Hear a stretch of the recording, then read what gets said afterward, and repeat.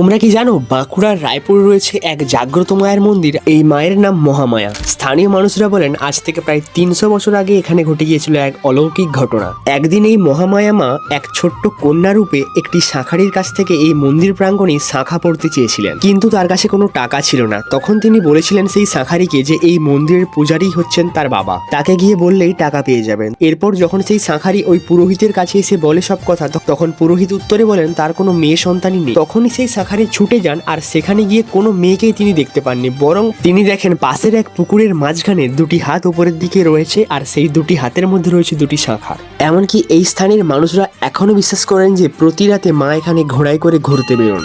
আগেকার সময় নাকি এখানে নরবলিও দেওয়া হতো, তারপরে ধীরে ধীরে এটা বন্ধ করে দেওয়া হয়, আর এখানে দেওয়া হয় ছাগ বলি। কিন্তু এই ছাগ কেউ গ্রহণ করে না, বরং এই মন্দিরের একটি নির্দিষ্ট জায়গাতে এগুলো পুঁতে দেওয়া হয়।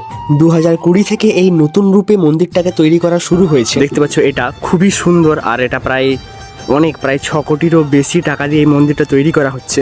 এখনো মন্দিরে অনেক কাজ চলছে, তোমরা এই জায়গাটায় দেখতেই পাচ্ছ, এখানে সব কাজ চলছে। তো মন্দিরটা পুরোপুরি কমপ্লিট হয়ে গেলে বাঁকুড়ার একটা ঐতিহ্যবাহী মন্দিরে পরিণত হবে। এত দূর যখন ভিডিওটা দেখলে তাহলে কিন্তু কমেন্টে জয় মা মহামায়া লিখে যেতে ভুলো না।